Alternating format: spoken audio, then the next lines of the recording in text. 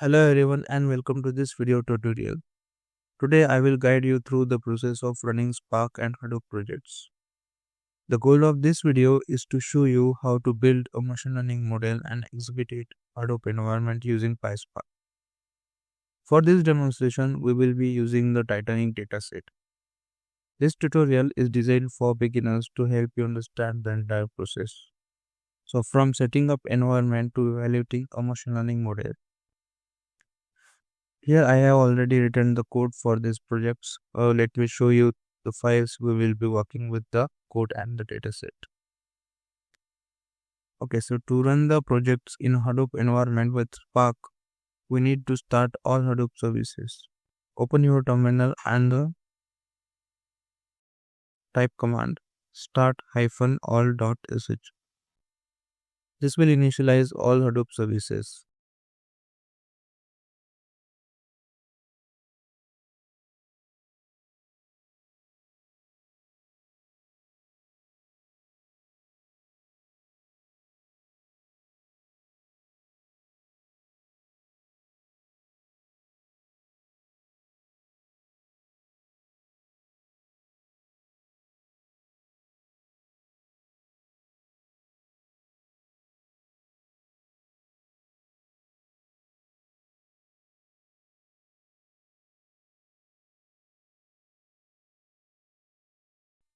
Once started, you can verify whether the services are running or not using JPS command.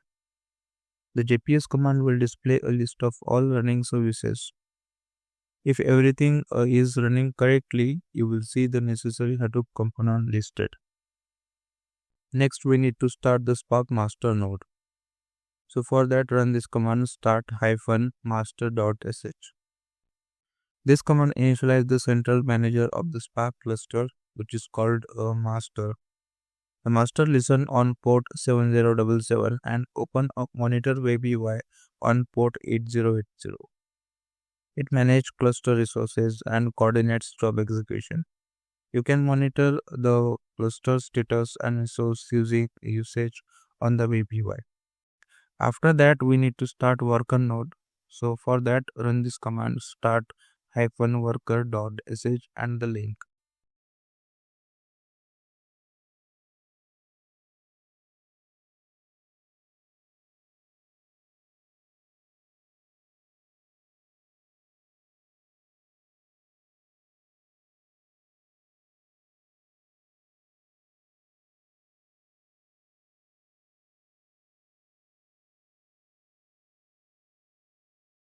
The worker node connects to the master URL and provide its resources, just like CPU and memory, to this cluster. The worker status and resource utilization will also appear in the Spark master web UI. After setting up Spark, we need to upload the dataset to HDFS. So to upload the dataset, just type command HDFS space DFS space -put space your file name space /user/pushkar. This upload the Titanic dataset to the specified HDFS directory. So to confirm the upload, run HDFS space DFS space -ls space and the path /user/pushkar. You should see the dataset listed in the output, confirming a successful upload.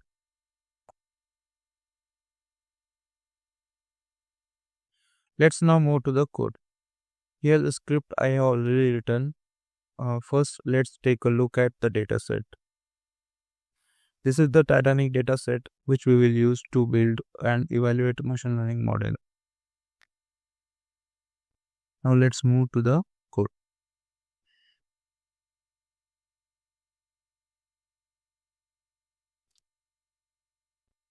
Here we first import a Spark session, which is the entry point for any PySpark application. It helps us work with the distributed data processing and create data frames for analyzing large dataset.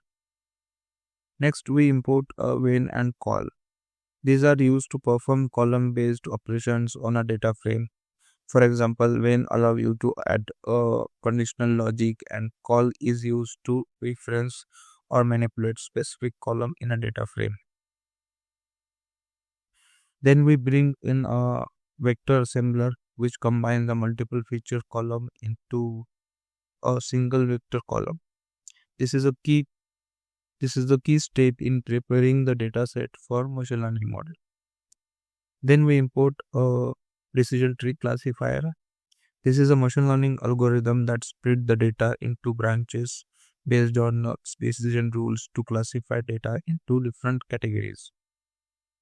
And next, we import multi-class classification evaluator, which help you evaluate the performance of the classification model by calculating metrics like accuracy or F1 score. Then finally, we import a percentile underscore approx, which is used to calculate approximate percentiles in a large dataset. This is helpful for summarizing data or identifying thresholds.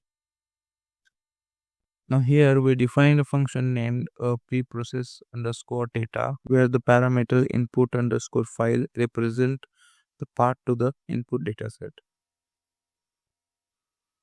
This slide initializes a Spark session, which is the main entry point for working with PySpark.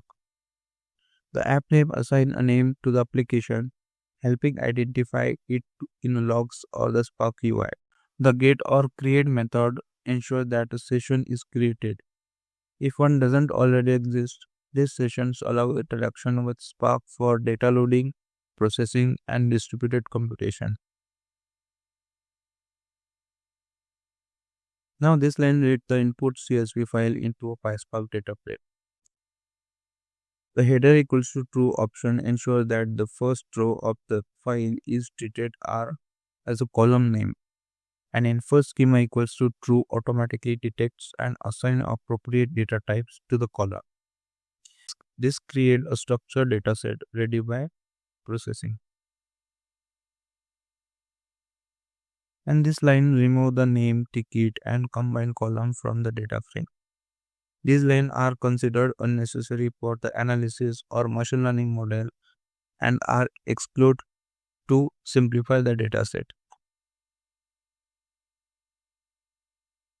This line calculates the median of the age column in the data frame. So here's what happened.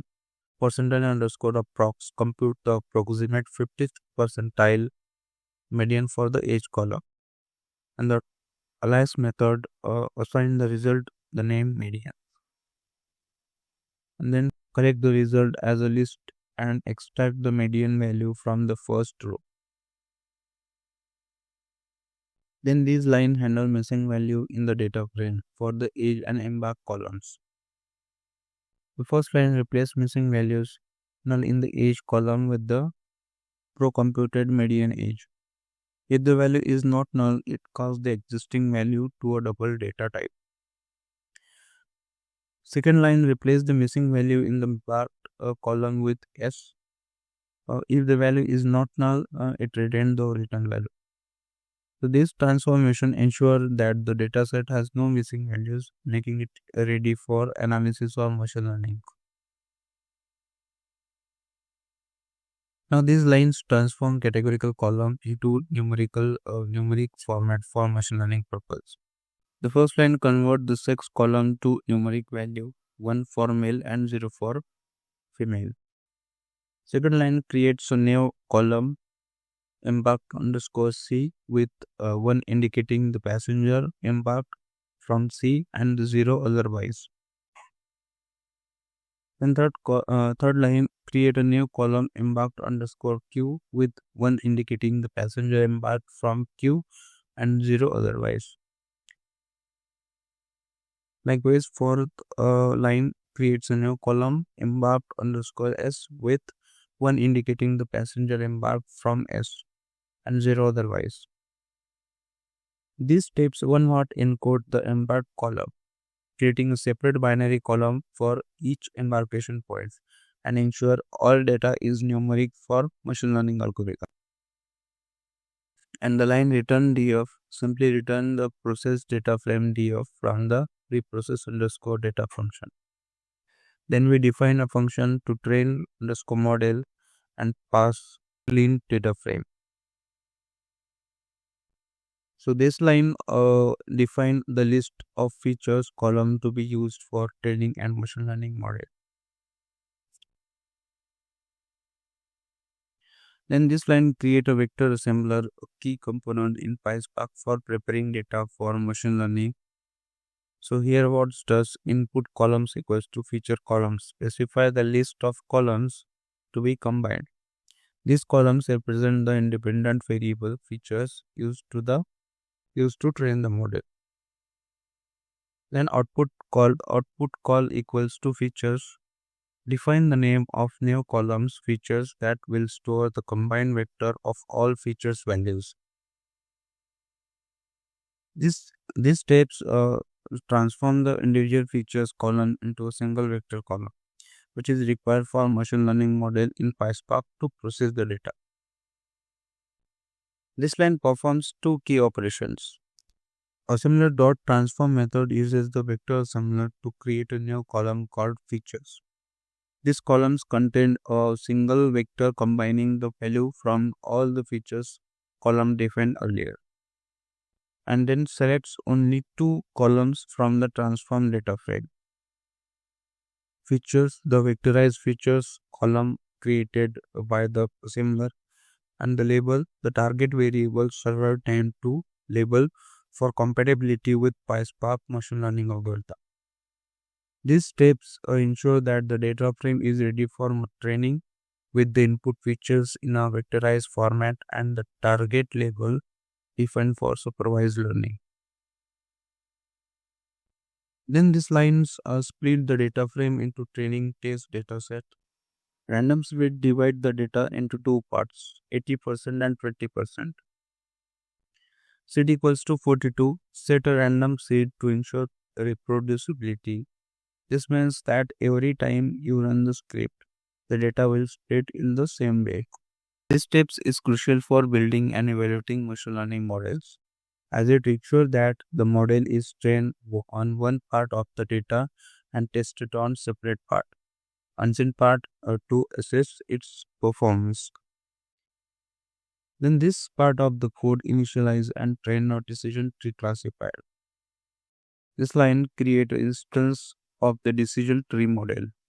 It specifies that the target value label is in the column name label and the input features are in the feature column. Then this line model equals to dt.fit method. Train the decision tree model using the training data. This involves the model learning pattern in the data by creating decision rules to classify the target variable based on the features.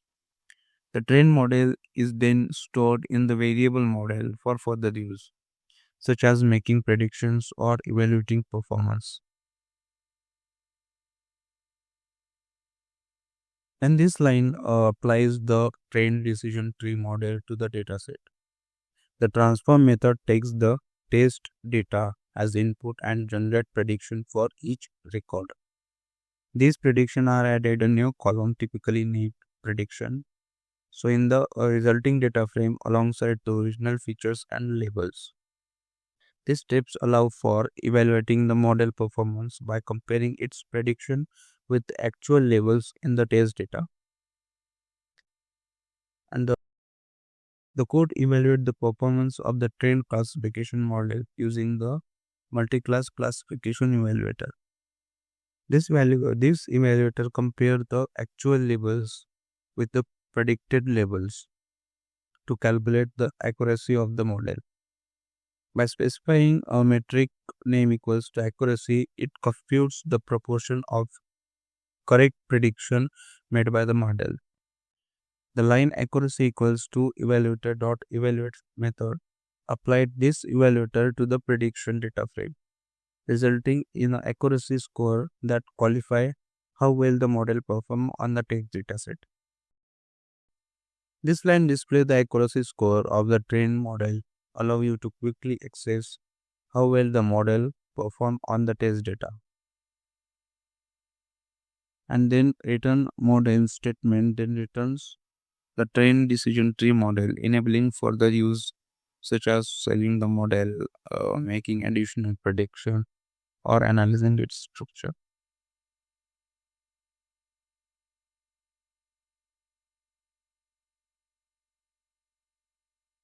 This block serves as the main execution point for the script. It starts by specifying the input file path, which points to Titanic datasets stored in SDFS. A Spark session in this is then initialized with the name Titanic ML to enable interaction with PySpark functionalities. And the data is pre-processed using the preprocess underscore data function, which cleans and prepare it for machine learning. Once the data is ready, the train model function is called the decision tree classifier, and evaluate its accuracy. And finally, the Spark session is stopped using spark.stop function, ensuring all resources are released after the processing is complete. This block organizes the overall workflow from loading and processing data to training and evaluation.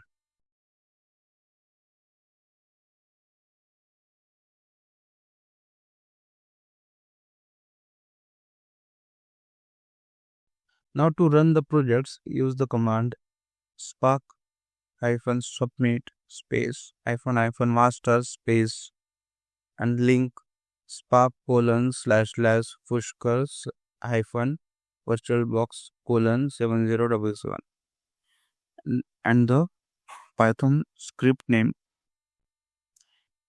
PySpark underscore Titanic.py.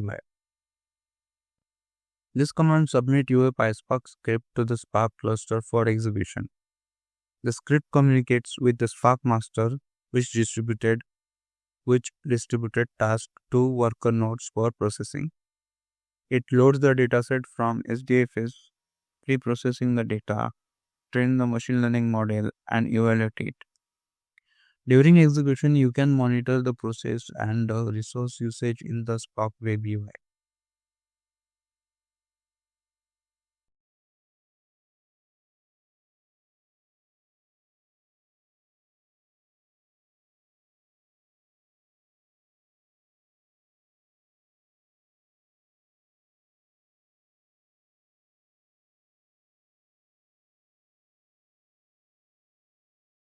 Once completed, the result, including model accuracy, are displayed in the terminal. Here you can see the accuracy rate. So that's it for today. In this tutorial, we walked through the entire process of running of machine learning projects using PySpark in Hadoop environment. Utilizing the Titanic dataset as a case study, we begin by setting up and starting Hadoop and Spark services, ensuring the environment was ready for distributed computing.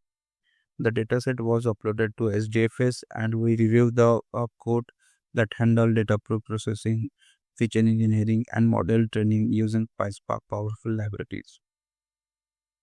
We built and evaluate a decision tree classifier to predict survival outcomes with clear steps for transforming raw data into a format suitable for machine learning. Finally, we executed the workflow using the spark-submit command. Leverage the distributed capability of Spark for efficient processing. So this tutorial provides a compressed understanding of integrating Spark, Hadoop, and PySpark for machine learning. So thank you for following along.